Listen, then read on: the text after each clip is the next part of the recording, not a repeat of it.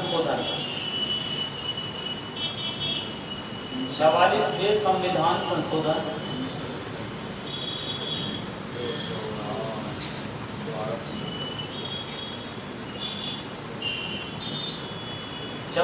संविधान संशोधन 1978 के द्वारा एक संशोधन से केवल एक ही चीजें नहीं हुई, कई बदलाव किए गए हैं कॉन्स्टिट्यूशन में, तो सभी हम याद रखेंगे। ठीक है, 44वें संविधान संशोधन 1978 के द्वारा जो हमारा पहला मौलिक अधिकार था, जिसका नाम था संपत्ति का अधिकार, संपत्ति का अधिकार, राइट टू प्रॉपर्टी, संपत्ति का जो अधिकार था वो फंडामेंटल राइट था पहले, मतलब पहले मौलिक अधिकार था। तो याद रखना है 44वें संविधान संशोधन 1978 के द्वारा संपत्ति के अधिकार को मौलिक अधिकार की सूची से हटाकर एक कानूनी अधिकार बना दिया गया। कानूनी या कह सकते हैं विधिक अधिकार, क्योंकि विधि का भी मतलब कानून से ही होता है, तो इसे याद रखना है, इसे कानूनी या फिर विधिक अधिकार बना दिया गया। कानूनी या फिर विधिक अधिकार बना दिया गया। भाई साहब बात आ जानी चाहिए मेरे हिसाब से इतनी समझ में। मूल संविधान में कितने मौलिक अधिकार थे? 6। अभी कितने हैं? सॉरी 7। अभी कितने हैं? 6। कौन सा एक था जो हट गया? संपत्ति का अधिकार। संपत्ति का अधिकार 44वें संविधान संशोधन 1978 के द्वारा इसे फंडामेंटल राइट, मौलिक अधिकार की सूची से हटाकर कानूनी अधिकार या विधिक अधिकार बना दिया गया। अब यहाँ से और क्या क्वेश्चन बनते हैं ये कि जब पहले फंडामेंटल राइट था ये मौलिक अधिकार, उस समय किस अनुच्छेद में था? एग्जाम में पूछा जा सकता है। तो उस समय ये 19 फर्स्ट चे और अनुच्छेद 31 में वर्णित था। 19 फर्स्ट चे और अनुच्छेद 31 और अनुच्छेद 31 में वर्णित था। अनुच्छेद 31 में वर्णित था 31। तो ये क्वेश्चन भी एग्जाम में पूछा जा सकता है कि संपत्ति का अधिकार जब पहले मूल संविधान में मौलिक अधिकार था तो उस समय वो किस अनुच्छेद में था? 19 फर्स्ट चे और अनुच्छेद 31। लेकिन अब जब उसको कानूनी अधिकार बना दिया गया तो अब वो किस अनुच्छेद के तहत आएगा? तो क्वेश्चन पूछा जा सकता है, ध्यान रखना 300 के अनुच्छेद 300 के अंतर्गत, या कह सकते हैं कि 44वें संविधान संशोधन 1978 के द्वारा एक संविधान में नया अनुच्छेद जोड़ा गया 300 के, जिसके तहत संपत्ति के अधिकार को क्या बना दिया गया? कानूनी या फिर विधिक अधिकार बना दिया गया। बात समझ में आ गई होगी। तो ये कुछ एक्स्ट्रा फैक्ट था जो हमें याद भी रखना है और कई बार एग्जाम में इस तरीके के क्वेश्चन पूछे भी जाते हैं। बात आती है अनुच्छेद 14। नेक्स्ट हम 13 के बाद चलते हैं अनुच्छेद 14, आर्टिकल 14। विधि के समक्ष समानता और विधियों के समान संरक्षण, दो चीजों को बताता। पहले तो ये याद रखना, अनुच्छेद 14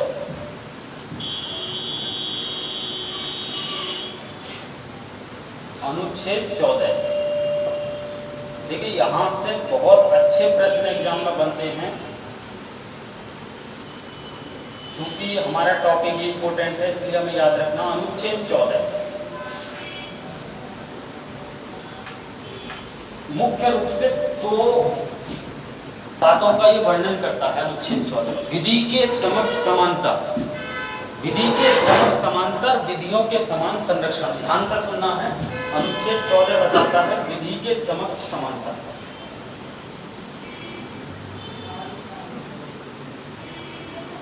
विधि के समक्ष समानता,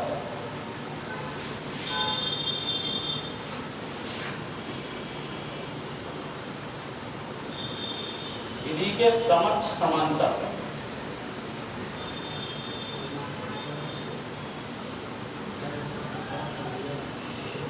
विधि के समक्ष समानता, और 14 ही बताता विधियों के समान संरक्षण।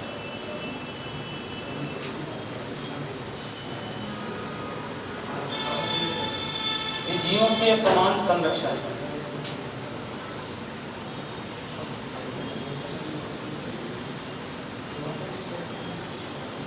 नहीं, कुछ नहीं। विधियों के समान संरक्षण।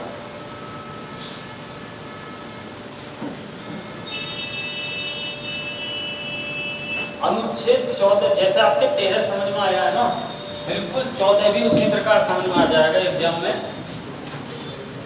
जैसे कि अगर ध्यान से अगर एक बार समझ लिया तो मुझे तो लगता नहीं है कोई जरूरत पड़ेगी, चाहे आप IAS का ही एग्जाम क्यों ना दे,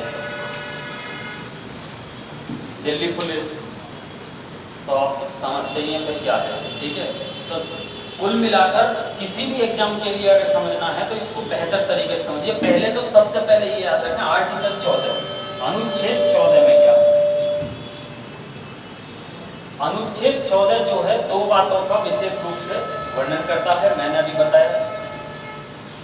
विधि के समक्ष समानता, विधि के समक्ष समानता और विधियों के समान संरक्षण। अब ये बात क्या है, इसको थोड़ा सा ध्यान से समझ लेना है।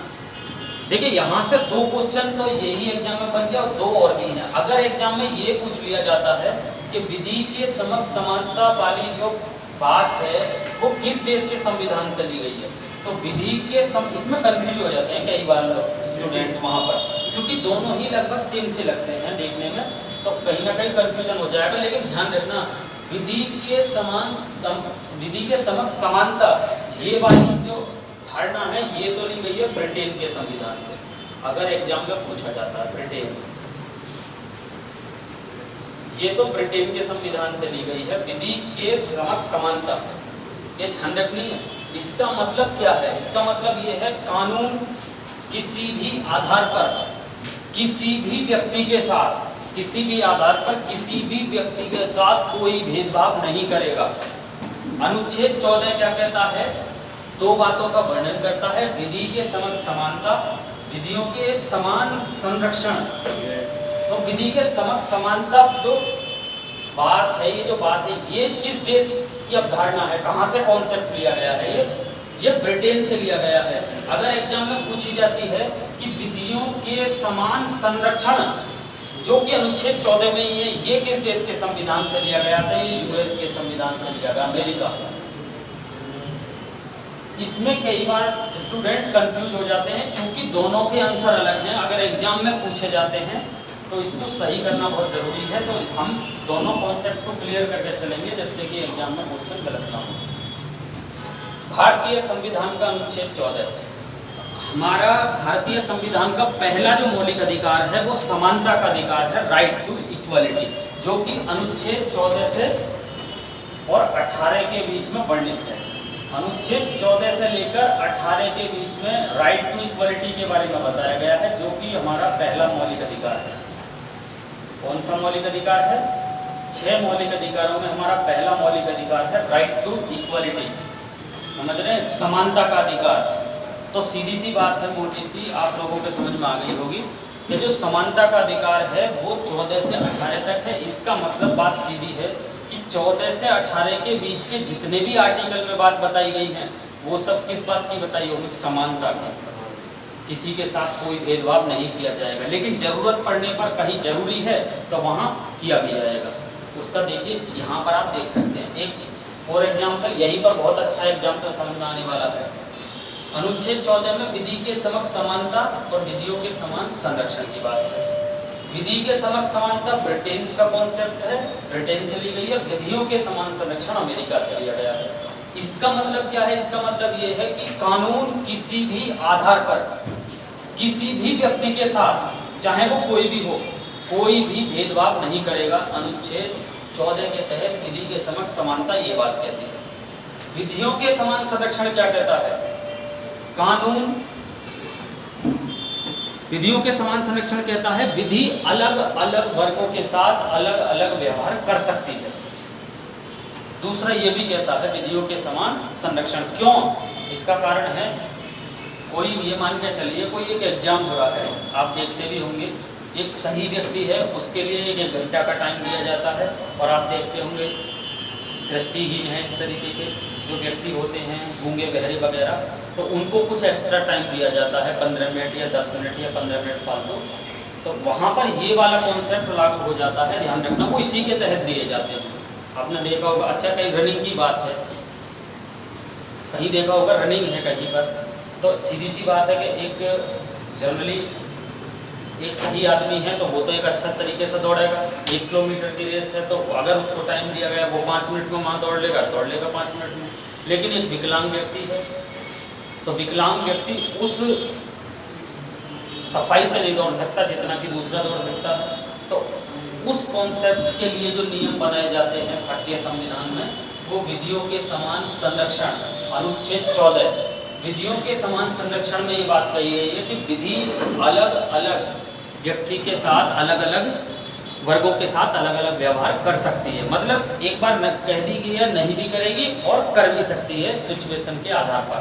तो अनुच्छेद 14 हमारे यही बात कहता है कि विधि के समक्ष समानता, जो कि ब्रिटेन के संविधान से ली गई है, और विधियों के समान संरक्षण जो कि अमेरिका के संविधान से लिया गया है, दोनों हमारे यही बात कहते हैं। मेरे हिसाब से अंतर समझ में आ गया होगा। क्लियर? आ गया समझ में? उसके बाद हमारा नेक्स्ट आता अनुच्छेद 15। कौन सा आर्टिकल?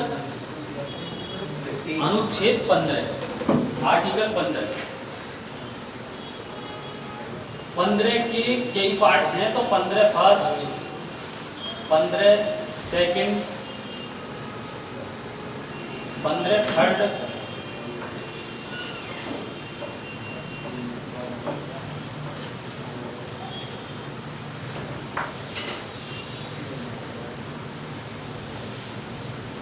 15 4,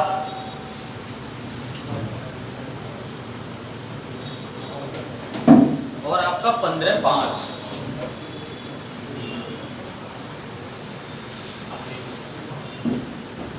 अनुच्छेद